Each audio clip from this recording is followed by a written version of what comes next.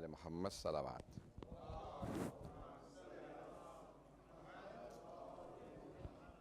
وعجل فرجہ.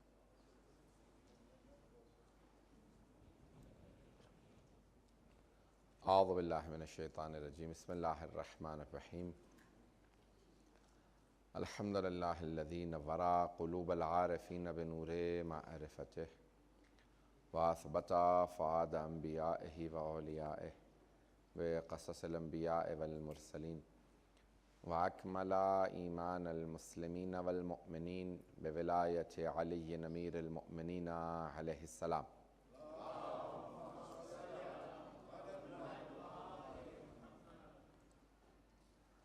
والصلاة والسلام والتحیۃ والاکرام علی افضل الموجودات العبد المؤید والرسول المسدد المصطفى الامجد المحمود الاحمد اعنی ابا القاسم محمد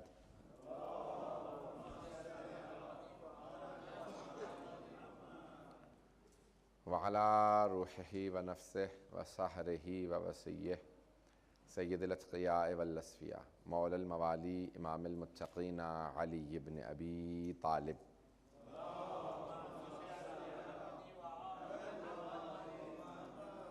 وعلى اوصیائه لا سیما بقیت اللہ فی الارضین روحی وارواح العالمین لتراب مقدمہ الفدا واللعنة الدائمة على اعدائهم اجمعین من الآن الى قیام یوم الدین.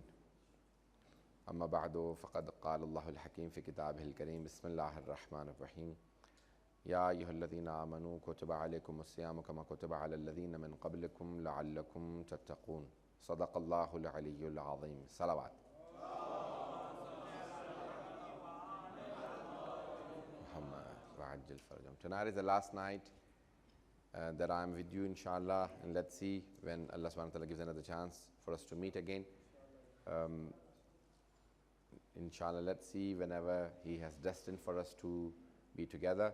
I thank all the participants who attended the majalis and all the organizers, the mu'mineen here, the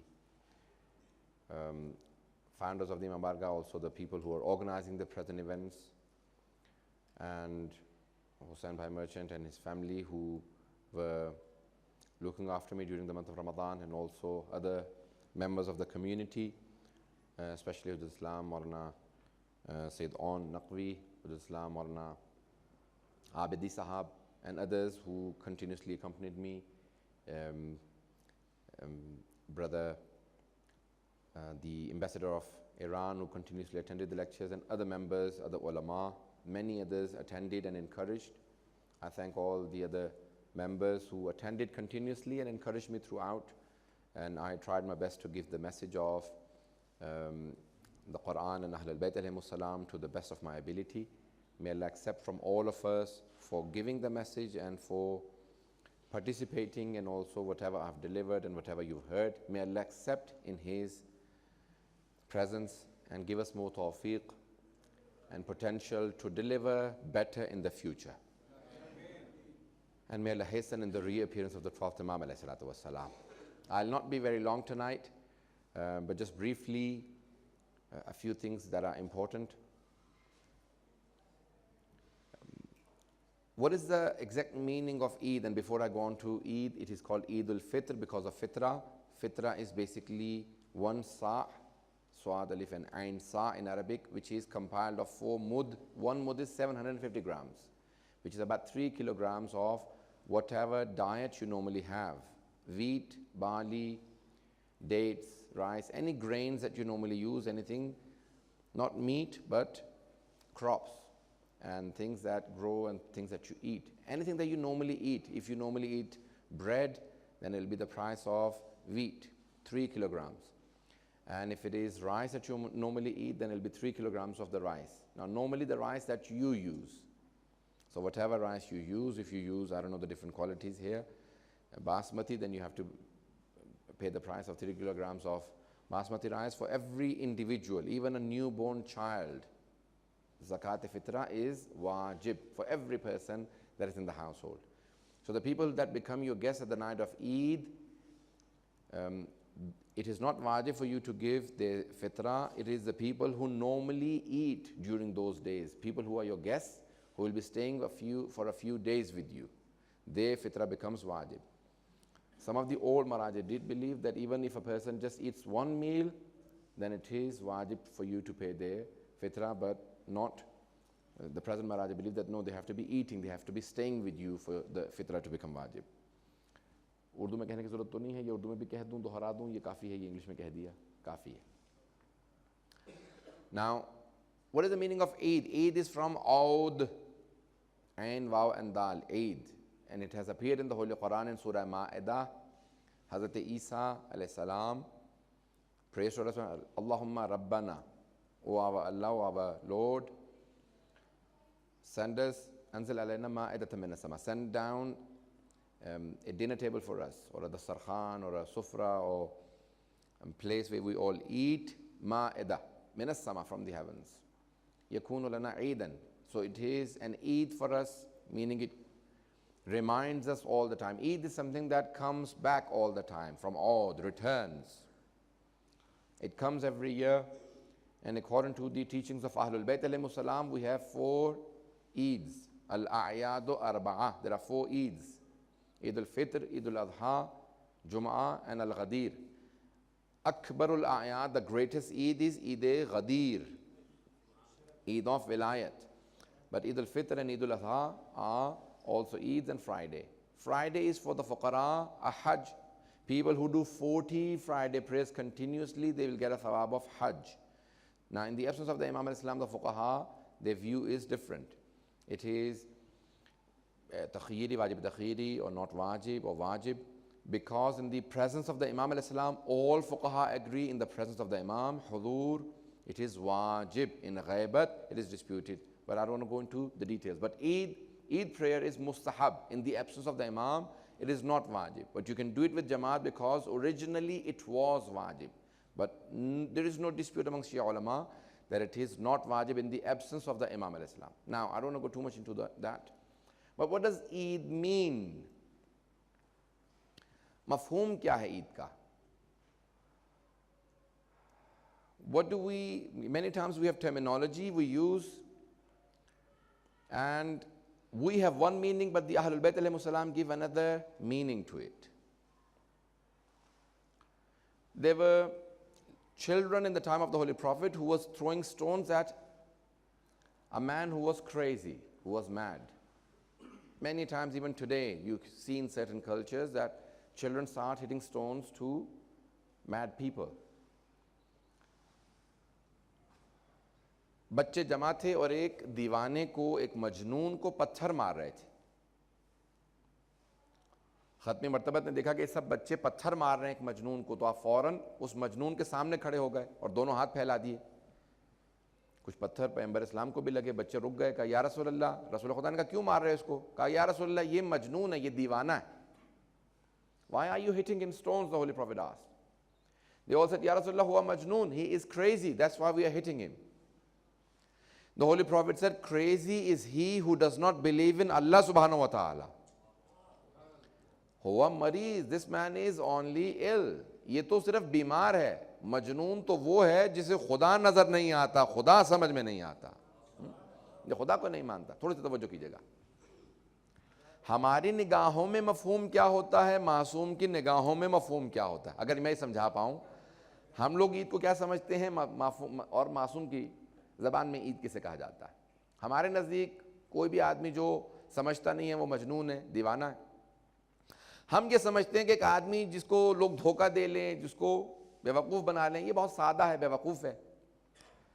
تو معصوم سے کہا کہ یہ دھوکہ کھا لیتا ہے. کہا کہ کیونکہ یہ ہر انسان کو اپنی طرح سے نیک سمجھ رہا ہے. پتہ نہیں توجہ ہے یا نہیں. یہ ہر انسان کو اپنی طرح سے نیک سمجھ رہا ہے, اسی لیے دھوکہ کھا رہا ہے. کہا بیوقوف یہ نہیں ہے, مغبون دھوکہ کھانے والا یہ نہیں ہے, دھوکہ دینے والا بیوقوف ہے, کیونکہ وہ یہ سمجھ رہا ہے کہ میں نے کچھ حاصل کر لیا. اسے معلوم نہیں ہے امانت اس کی ہے, آخرت میں اس کو اسی کو لوٹانا پڑے گا. دنیا میں لیے پھر رہا. مغبون یہ نہیں ہے, دھوکہ کھانے والا یہ نہیں. دھوکہ کھانے والا تو وہ ہے جو دھوکہ دے رہا ہے. تھوڑی سی توجہ کیجیے گا. ہمارے نگاہوں میں مفہوم کیا ہوتا ہے؟ پیغمبر علیہ السلام ایک جگہ سے گزر رہے تھے, دیکھا کہ نوجوان جمع ہے. اس زمانے میں آپ نے دیکھا نا آج کل بارز ہوتے ہیں, ویٹ اس میں لگے ہوئے ہوتے ہیں, اٹھاتے ہیں کہ کون کتنا وزن اٹھا سکتا ہے. تو اس زمانے میں اب یہ اس طرح ویٹ وغیرہ نہیں تھے, تو پرانے زمانے میں بڑے بڑے پتھر اٹھاتے تھے دیکھنے کے لیے کون کتنا طاقتور ہے. تو مسلمان نوجوان بچے, نوجوان لڑکے جمع تھے, سب بڑے بڑی چٹانیں اٹھا رہے تھے, پتھر اٹھا رہے تھے. تو پیغمبر اسلام نے مسکرا کے سب کو دیکھا, کہ کیا کر رہے ہو آپ لوگ؟ تو کہا یا رسول اللہ ہم جاننا چاہتے ہیں ہم میں سب سے زیادہ طاقتور کون ہے, ہم میں سب سے زیادہ طاقتور کون ہے, ہم یہ جاننا چاہتے ہیں. پیغمبر نے کہا اگر میں فیصلہ کر دوں کہ تم میں سب سے زیادہ طاقتور کون ہے, مانو گے؟ کہا یا رسول اللہ ہم نے جنت دیکھی نہیں, آپ نے بتایا, ہم نے مان لیا جنت ہے. ہم نے جہنم دیکھی نہیں, آپ نے بتایا جہنم ہے, ہم نے مان لیا. آپ نے کہا صراط ہے, ہم نے مان لیا. آپ نے کہا میزان ہے, ہم نے مان لیا. جب وہ ساری چیزیں بغیر دیکھے مان لی کہ ہیں, تو اگر آپ فیصلہ کریں گے کہ ہم میں طاقتور کون ہے, کیوں نہیں مانیں گے؟ آپ ہمارے نبی ہیں, آپ رسول ہیں, ہم آپ کو رسول خدا مانتے ہیں, رسول اللہ مانتے ہیں. بتائیے ہم میں سب سے زیادہ طاقتور کون ہے؟ پیغمبر نے کہا تم میں سب سے زیادہ طاقتور وہ ہے کہ جو جب خوش ہو تو خدا کو ناراض نہ کرے. اگر یہ بات پہنچ جائے, جب خوش ہو تو خدا کو ناراض نہ کرے. ہم میں سے بہت سے جب خوش ہوتے ہیں اچھلنے کودنے پاگل ہونے لگ جاتے ہیں. تو کہا جب خوش ہو تو خدا کو ناراض نہ کرے, اور جب ناراض ہو تو مخلوق خدا کو ناراض نہ کرے. اگر بات پہنچ جائے, جب ناراض ہوتے, کسی نے پوچھا کیا بات ہے بھائی, موڈ آف ہے, ناراض ہیں, اس کو بھی ایسی بات کہہ دیں گے, اس بیچارے کو بھی ناراض کر دیں گے. کوئی نہ کیسے ہم لوگ, کنٹرول تو ہوتا نہیں اپنے اوپر. تو اب ختم مرتبت فرماتے ہیں جب خوش ہو تو خدا کو, خالق کو ناراض نہ کرے, ناراض ہو تو مخلوق کو ناراض نہ کرے, اور جب قدرت میں آئے تو جتنا حق بنتا ہے اس سے زیادہ نہ لے, اپنے حق سے زیادہ نہ لے. کا سب سے زیادہ طاقتور وہ ہے جو کبھی اپنے حق سے زیادہ نہ لے. آج میرے پاس ہے بیت المال, تو کہ اپنے حق سے زیادہ نہ لے. عزیزان گرامی, اسی لیے سب سے زیادہ طاقتور محمد و آل محمد ہیں. پھر فرماتے ہیں کہ اس مقام پہ آپ نے دیکھا, کہا کہ بھئی یہ آپ نے دیکھا آج کل کہتے ہیں کہ سب سے زیادہ بہادر کون ہے, دا بگیسٹ بلی, کیا کہتے ہیں اس کو, محلے کا غنڈہ بدماش ہے. مجھے تو ساری اصطلاحات بھی نہیں آتی ہیں بھئی, آج کل اصطلاحات کیا استعمال ہوتی ہیں. پاکستان میں گئے وہ کہا جائیں گے دادا کہتے ہیں, کسی نے کہا بھائی کہتے ہیں, پتہ نہیں کیا کچھ کہتے ہیں, مجھے سارے الفاظ نہیں آتے, آپ لوگ زیادہ بہتر جانتے ہیں. تو اب یہ نہیں کہتے کہ یہ سب سے زیادہ بہادر ہے. کیوں بھئی, یہ ہر آدمی کو دھکے دے رہا ہے, کسی سے بھتہ لے رہا ہے, کسی سے ٹیکس لے رہا ہے, جگہ ٹیکس وغیرہ, پتہ نہیں کیا کچھ. اب تو اصطلاحات بھی اتنی زیادہ ہیں کہ یاد کرنا مشکل ہو گیا. یہ بدماشوں کی اصطلاحات بہت زیادہ ہوتی ہیں. کبھی کیا سب سے زیادہ بہادر وہ ہے جو سب سے زیادہ, جس سے زیادہ لوگ ڈرتے ہوں. جناب امیر کو رسول خدا نے کہا کہ علی سے زیادہ کائنات میں نہ بہادر آیا ہے نہ آئے گا. تو اب جناب امیر سے پوچھا کسی نے کہ یا علی سب سے زیادہ بہادر کون ہوتا ہے؟ کہ اشجع الناس من خالف ہوا ہو, سب سے بہادر وہ ہوتا ہے جو اپنی ہوائے نفس کی مخالفت کرے. پتہ نہیں بات پہنچ رہی ہے نہیں پہنچ رہی. ہمارے نزدیک تو ہم سمجھتے ہیں کہ وہ جو اونڈا ہوتا ہے وہ بہادر ہوتا ہے. نہیں, معصوم فرماتے ہیں جو ہوائے نفس کی مخالفت کرتا ہے وہ سب سے زیادہ بہادر ہوتا ہے. پتہ نہیں آج بات پہنچ بھی رہی ہے یا نہیں پہنچ رہی. ہمارے نزدیک اصطلاحات کا مفہوم اور ہے, معصومین کے نزدیک اصطلاحات کا مفہوم اور. میں نے اس دن پیش کیا تھا کہ کسی نے امیر المومنین سے کہا کہ معاویہ بڑا عقل مند ہے. تو مولا نے کہا کہ بھئی یہ تو نے کیسے اندازہ لگایا کہ معاویہ عقل مند ہے؟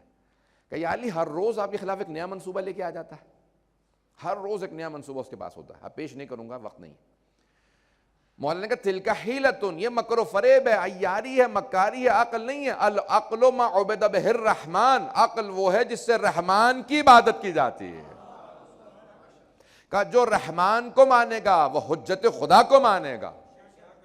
کہا یہ معاویہ کے پاس جو ہے یہ عقل نہیں ہے, یہ فریب ہے, دھوکے بازی ہے. یہ جو سب کو دھوکہ دے رہا ہوتا ہے اسے عقل مند نہ کہا کیجئے, وہ عقل نہیں ہے. عقل بڑی پاک شے کا نام ہے. اگر بات پہنچ رہی ہو, بات کا ایسا ہوتا ہے سوسائٹی کے اندر ایک آدمی سے سبھی تنگ ہوتے ہیں. یہ پتہ نہیں مصیبت کہاں سے آ گئی, کیا ہے یہ ہے, کسی کی طرف اشارہ نہیں کر رہا ہوں, مجھے کسی کا نہیں پتہ یہاں. تو ایسے افراد کو کبھی بھی عقل مند نہ کہا کیجیے, یہ بہت عقل مند ہے. ہمیشہ کہیں مکار ہے, عیار ہے. جس سے لوگ تنگ ہوں وہ کبھی بھی عقل مند نہیں ہو سکتا. عقل اللہ کی عبادت کی طرف لے کے جاتی ہے. عزیزان کرام, مؤمنین عقل مند ہوا کرتے. اگر یہ بات پہنچ رہی ہو, مومن عقل مند ہوگا, کبھی دھوکہ نہیں کھائے گا, مکاری عیاری نہیں. آئیں ذرا, اب یہ عید کیا ہے اسی کو پیش کرنا چاہ رہا ہوں. یہ ساری میں نے تمہید باندھی, اور بہت سی مثالیں دے سکتا ہوں کہ ہمارے نزدیک مفہوم اور ہے معصوم کے نزدیک مفہوم اور. مولا جو کی روٹی کھا رہے تھے, خشک روٹی, عید کا دن تھا, تو ایک آدمی آ کہا یا علی عید کے دن آپ خشک روٹی کھا رہے ہیں؟ تو مولا نے کہا کیوں؟ کہ بھئی ہمارے ہاں تو بہت میٹھے پکتے ہیں, بڑے بڑے کھانے, بڑا اہتمام ہوتا ہے, آپ عید والے دن بھی خشک روٹی کھا رہے ہیں؟ تو مولا نے کہا انما ہوا عید لمن غفر اللہ, عید اس کے لیے عید ہے جس کے سارے گناہ معاف ہو گئے ہوں. تم لوگ گناہوں میں سب سے آگے ہوتے ہو, پھر عید میں بھی سب سے آگے ہوتے ہو. پتہ نہیں بات پہنچ رہی ہے نہیں پہنچ رہی ہے. عید جب منانے کے لیے آیا کرو تو دیکھا کرو جو سب سے آگے صف میں ہو وہ سب سے زیادہ جس کے گناہ معاف ہو گئے ہوں. کہا کہ ہمارا ہر دن عید کا دن ہے, کہ جو اللہ کی معصیت نہ انسان کرتا ہو وہ عید ہے, اس لیے اہل بیت کے لیے ہر دن عید ہے کیونکہ ہر طرح سے پاک ہیں. پتہ نہیں بات پہنچ رہی نہیں پہنچ رہی. جو ہر طرح کی آلائشوں سے پاک, اہل بیت علیہ السلام. عزیزان گرامی, ہمارے نزدیک یہ تمام مفاہیم کچھ اور ہوتے ہیں, لیکن آج شب عید ہے, اس لیے آپ نے دیکھا کہ عید الفطر پہ ہر انسان عیدی مانگتا ہے. مجھ سے عیدی نہ مانگیے گا, میں عیدی انشاءاللہ پہلے دے رہا ہوں. یہاں پہ ایک آخر میں کچھ فضائل کیسے نکات پیش کروں گا, میری طرف سے سب کے لیے عیدی ہوں گے. آج کے جناب امیر علیہ السلام کے کچھ فضائل انشاءاللہ آخر میں پیش کر دوں گا. وہ آخر میں جو میں انشاءاللہ فضائل پیش کروں گا, میری طرف سے آپ لوگوں کی شب عید کی عیدی, کیونکہ میں تو آج رات میں جا رہا ہوں تو انشاءاللہ میری طرف سے عیدی آپ کو میں دے جاؤں گا. لیکن عیدی مانگتے ہیں تو ہر انسان جو چھوٹا ہے وہ بڑے سے عیدی مانگتا ہے. ہم لوگ بہت گنہگار ہیں, جب پروردگار کو دیکھتے ہیں تو کہتے ہیں پروردگار اتنے گناہوں کے ساتھ کیسے مانگے, لیکن دیکھتے ہیں وہ ہے ارحم الراحمین, تو اب ہماری ہمت ہو جاتی ہے. ہم کہتے ہیں پروردگارہ تو بھی ہمیں عیدی عنایت فرما, عیدی ایسی عنایت فرما کہ ہماری آنکھوں کو امام کی زیارت نصیب فرما. اس انداز سے عیدی مانگیں کہ اللہ آج کی شب کے اندر, کہا جو حتیٰ شب قدر میں چیزیں رہ گئی ہوں وہ آج رات مانگی جا سکتی, کیونکہ شب عید ہے. جناب ختمی مرتبت کو بے انتہا محبت تھی جناب امیر علیہ السلام سے, کہنے والی بات ہی نہیں ہے. وہ تھا جو دشمن امیر المومنین وہ بھی مانتے ہیں کہ رسول خدا کو زیادہ محبت جناب امیر سے تھی. اور جب کسی نے, جناب خود سیدہ نے کہا کہ زیادہ محبت کس سے ہے, جناب ختمی مرتبہ سے پوچھا کہ آپ علی سے زیادہ محبت کرتے ہیں مجھ سے, تو آپ نے فرمایا علی مجھے زیادہ عزیز ہیں, آپ زیادہ محبوب ہیں.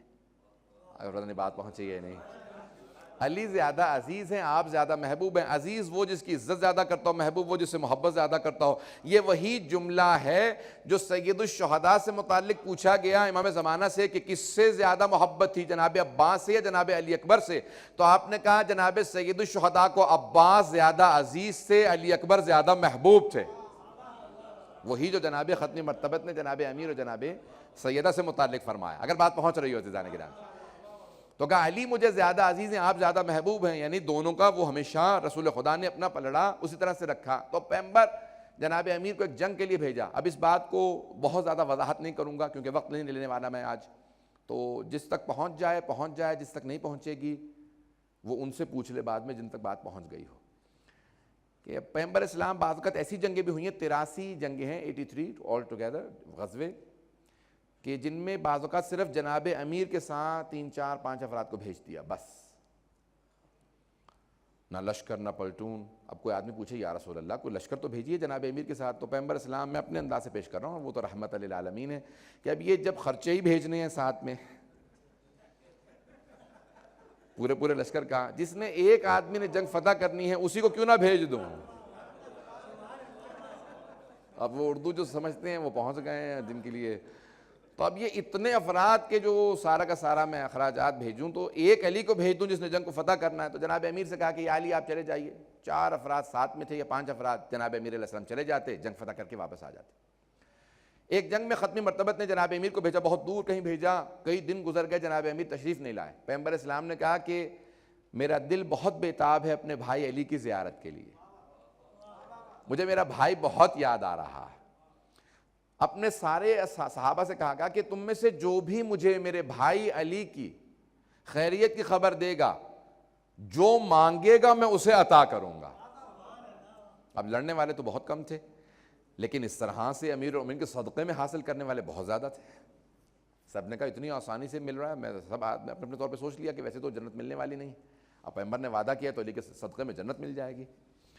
سب کے سب تیار ہو گئے, کوئی کسی جگہ پہ مدینے میں بیٹھ گیا, کوئی کہیں پہ, مدینے سے باہر نکل گئے لوگ. جناب سلمان ایک پہاڑی پہ چڑھ کے بیٹھ گئے. اور سے سنیے گا عزیزان گرامی, جناب سلمان فارسی, سلمان محمدی ایک پہاڑی پہ چڑھ کے بیٹھ گئے. تو کسی نے کہا سلمان پہاڑ سے راستہ نیچے آتا ہے. غور سے سنیے, پہاڑ سے راستہ نیچے آتا ہے, تم پہاڑ کے اوپر جا کے بیٹھ گئے ہو. علی سامنے سے مدینے کے باہر سے آئیں گے, اوپر سے نہیں آئیں گے. پتہ نہیں بات پہنچ رہی ہے نہیں پہنچ رہی. تم پہاڑ پہ چڑھ کے بیٹھ گئے ہو, نیچے اتر کے بیٹھو. کہا نہیں, علی نور ہیں, سب سے پہلے مجھے ہی نظر آئیں گے. اب لوگوں نے کہا بوڑھا آدمی ہے یہ ہماری طرف بھاگ کہاں سکتا ہے. پتہ نہیں بات پہنچ رہی ہے نہیں پہنچ رہی. کچھ لوگوں کو بھاگنے کی کافی پریکٹس تھی. اب وہ سب شب عید ہے اس لیے میں نے کہا کہ آرام سے پیش کر دوں کچھ مطالب. اب بہت سے افراد مختلف جگہوں پہ بیٹھے تھے. کسی نے کہا کہ بھئی ایک آدمی سے پیغمبر نے وعدہ کیا جو سب سے پہلے جا کے بتائے گا جو مانگے گا اسے عطا ہوگا. تو کسی نے کہا بھی میں گھوڑا لے لیتا ہوں, جیسے دیکھوں گا فوراً سب سے پہلے میں بھاگ کے پہنچ جاؤں گا. دوسرے نے کہا نہیں اونٹ لے لو, گھوڑا ریت پہ بھاگ نہیں پاتا. تیسرے نے کہا نہیں میں تو ہمیشہ بھاگتا ہی رہا ہوں, گھوڑے سے اونٹ سے زیادہ تیز بھاگ لیتا ہوں. کسی نے کہا کچھ, کسی نے کہا کچھ. سب تیار ہو گئے, شب عید ہے اس لیے میں نے کہا کہ آرام سے پیش کر دوں مطالب. پہنچ رہی ہے بات. سب مختلف جگہوں پہ بیٹھ گئے. جناب سلمان بیٹھے. جناب سلمان کی نگاہوں کے سامنے جناب امیر جیسے ہی محسوس ہوئے, اس بڑھاپے میں جناب سلمان بہت تیزی سے دوڑنے لگے پہاڑ سے. جناب امیر نے جناب سلمان کا ہاتھ پکڑا, کہ سلمان رک جاؤ, بھاگنے کی ضرورت نہیں. المناقب کے اندر دیکھ لیجئے گا. تو کہا کہ بھاگنے کی ضرورت نہیں ہے, پیغمبر اسلام تک وعدہ کرتا ہوں سب سے پہلے آپ ہی پہنچیں گے. جب آپ کو سب سے پہلے نظر آیا ہوں تو میرا آپ سے وعدہ کہ سب سے پہلے پیغمبر تک بھی آپ پہنچیں گے. بس اب جناب سلمان کو اطمینان ہو گیا. وہ بہت زیادہ علم رکھتے تھے, معرفت رکھتے تھے, وہیں پہ بیٹھ گئے, بہت سکون سے بیٹھ گئے, بہت سکون سے بیٹھ گئے. کہ اب مجھے یقین ہے جب مجھے علی نے کہہ دیا اب کوئی نہیں پہنچ سکتا, اب کوئی پیغمبر تک نہیں پہنچ سکتا. اب بہت راز و نیاز کی باتیں ہونے لگی, جس کے لیے میں نے ساری زحمت دی ہے. راز و نیاز کی باتیں ہونے لگی. اتنے میں جناب امیر نے کہا سلمان کیا مانگو گے پیغمبر سے؟ کہ مولا آپ کے صدقے میں مل رہا ہے, آپ ہی بتا دیجئے کیا مانگو. آپ کے صدقے میں مل رہا ہے, آپ بتائیے کیا مانگو. کہ سلمان ختمی مرتبت سے کہنا یا رسول اللہ, وہ جو عرش اعظم پہ شب معراج آپ کے اور خدا کے درمیان راز و نیاز کی باتیں ہوئی تھی وہ مجھے بتا دیجئے. آپ میں سے بہت سے بڑے خاموش اور پریشان بیٹھے ہیں. اب یہاں جناب سلمان نے کہا کہ یا رسول اللہ, یا امیر المومنین, جیسا آپ فرما رہے ہیں ویسا کہہ دوں گا, بس یہی سوال ہے. کہ سلمان آپ نہیں سمجھ پائیں گے, پیغمبر سمجھ جائیں گے. کہ بس یہی کہنا, کہ ہاں بس یہی کہنا, کہ یہی مانگ لوں گا. ٹھیک ہے, آپ نے کہہ دیا. وہاں مسجد نبوی بھری ہوئی تھی. جناب سلمان فوراً پہنچے. کہ یا رسول اللہ, آپ کو آپ کے بھائی علی کی خیریت کی مبارکباد پیش کرنے کے لیے آیا ہوں. تو پیغمبر نے فوراً کہا کہ سلمان جو مانگو گے عطا کروں گا. کہا یا رسول اللہ مجھے وہ سب کچھ بتا دیجئے جو آپ کے اور خدا کے درمیان عرش اعظم پہ شب معراج گفتگو ہوئے تھے. اچھا, آپ سب کے ذہنوں میں واقع ہو یا نہ ہو, وہاں رسول خدا نے اللہ سے وعدہ کیا تھا یہ تیرا اور میرا راز ہے, کسی اور کو نہیں بتاؤں گا. یہاں جناب سلمان سے وعدہ کیا تھا جو مانگو گے عطا کروں گا. فوراً ختمی مرتبت نے تصور کیا کہ پروردگارا تجھ سے وعدہ کر کے آیا تھا, راز راز رہے گا, اس سے وعدہ کر چکا ہوں جو مانگے گا عطا کروں گا. بس ایک مرتبہ جناب جبرائیل نازل ہوئے, جناب ختمی مرتبہ سے کہا کہ اللہ کہتا ہے اللہ نے سلمان کے قلب کو وہ طاقت دے دی ہے کہ وہ ان تمام چیزوں کا متحمل ہو سکتا ہے جو آپ کے اور خدا کے درمیان باتیں ہوئے ہیں. کہ جو آپ کے اور خدا,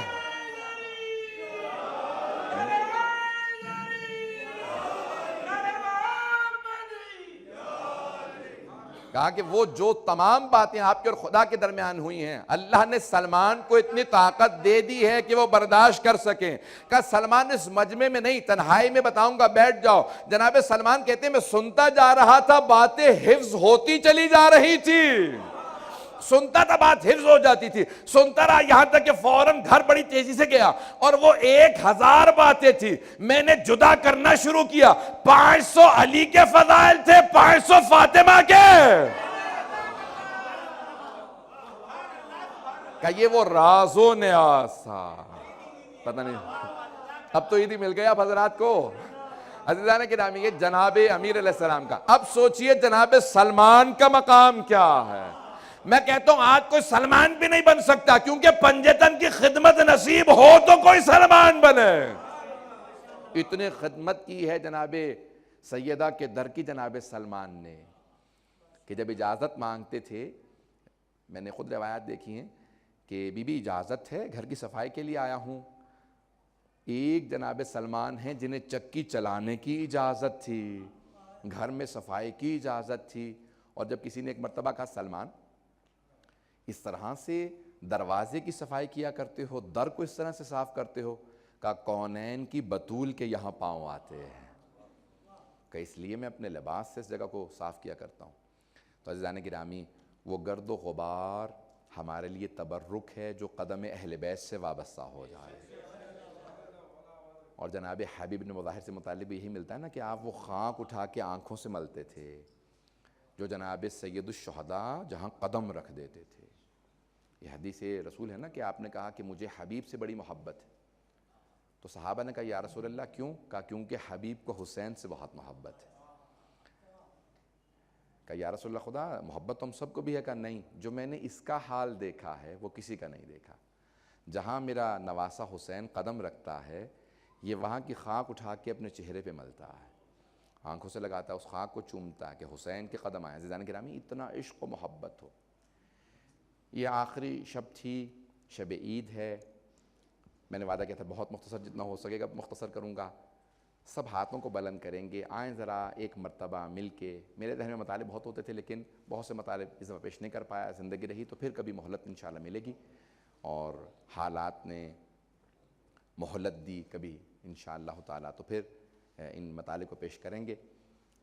عزیزان گرامی، آج ہاتھوں کو بلند کریں گے، ذرا مل کے ایک مرتبہ خدا کی بارگاہ میں ایک واسطہ لے کے چلتے ہیں، جو واسطہ کبھی بھی رد نہیں ہوتا۔ وہ واسطہ آج جناب خاتون جنت کا واسطہ ہے۔ پروردگارہ، ویسے تو اہل بیت کا کوئی بھی واسطہ پیش کر دیں کبھی رد نہیں ہوگا، لیکن ایک ایسا واسطہ ہے، ہر امام کا ایک خصوصیت ہے، ان کو ایک واسطہ دیا جاتا ہے، اور جناب سیدہ کا واسطہ ایسا ہے کہ کوئی بھی امام اس واسطے کو نہیں ٹالتا۔ یہاں تک کہ جب مروان نے ایک مرتبہ جسارت کی جناب امیر علیہ السلام کی شان میں اور امام حسن مجتبیٰ کی شان میں، مدینے میں آپ خطبہ دے رہے تھے تو اس نے گستاخی کی، تو حضرت عباس نے اس کے گریبان میں ہاتھ ڈالا اور گھسیٹنا شروع کیا، باہر لے جانے لگے مارنے کے لیے۔ تو اس نے کوشش کی، اب وہ جانتا تھا کہ اگر عباس ابن علی نے مجھے پکڑا ہے تو میں بچ نہیں سکتا، گستاخ امامت اس کی سزا سب سمجھتے ہیں۔ تو اس نے ایک مرتبہ فوراً امام حسن کو آواز دی اور کہا کہ آپ کو آپ کی ماں زہرا کا واسطہ۔ تو فوراً امام حسن مجتبیٰ نے آواز دی حسین ذرا عباس سے کو چھوڑ دے۔ تو لوگوں نے پوچھا، یہ خود ظاہراً سید الشہداء نے، کہ سب کہہ رہے ہیں کہ آپ نے کیوں اس کو جانے دیا؟ کہا جب مجھے میری ماں کا واسطہ کوئی دیتا ہے تو میں اس کو رد نہیں کرتا۔ کہا یہ جانتا ہوں جہنمی ہے، لیکن آج اس نے میری ماں کا مجھے واسطہ دیا، آج اس کو جانے دو۔ مروان جیسا ملعون ترین انسان کہ جو اپنے خطبے میں جناب امیر کا نام لے کے گستاخی کرتا تھا، جناب امام حسن مجتبیٰ نے کہا کہ اس کا مقام، اور کئی مرتبہ اشارہ بھی کیا کہ اگر دنیا میں جہنم کا ایندھن دیکھنا ہے تو مروان کو دیکھ لو۔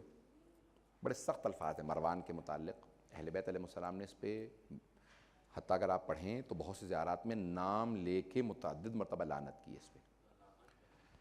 تو عزیزان گرامی، آج ذرا مل کے ہاتھوں کو بلند کیجئے گا، شب عید ہے، اس لیے میں نے کوئی تفصیل نہیں دی آپ کے سامنے۔ انشاءاللہ یہ شبیں اسی طرح سے ختم نہیں ہوں گی۔ پروردگارہ ہم سب کی عاقبت بخیر فرما۔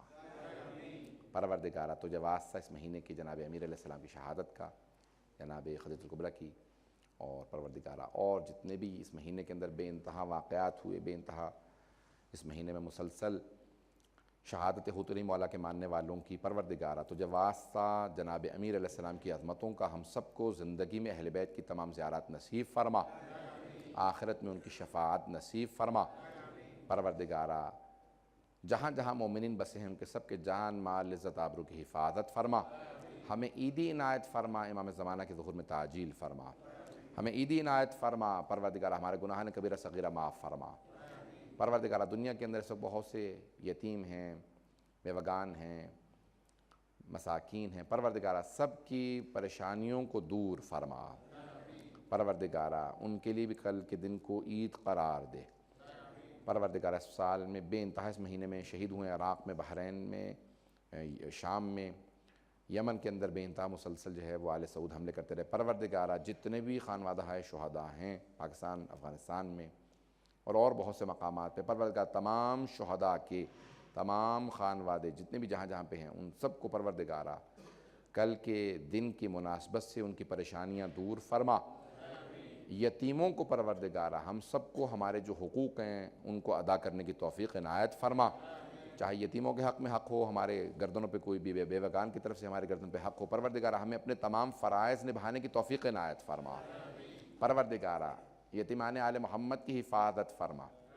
دشمنان اہل بیت کو نیست و نابود فرما، آل سعود کو، آل خلیفہ کو، داعش کو، طالبان کو، یہ سپاہی یزید کو غارت فرما، ہمارے مقامات مقدسہ کی حفاظت فرما، ربنا تقبل منا انك انت السميع العليم بحق محمد وآلہ الطیبین الطاہرین المعصومین، الفاتحہ قبلها الصلوات، اللہم صل علی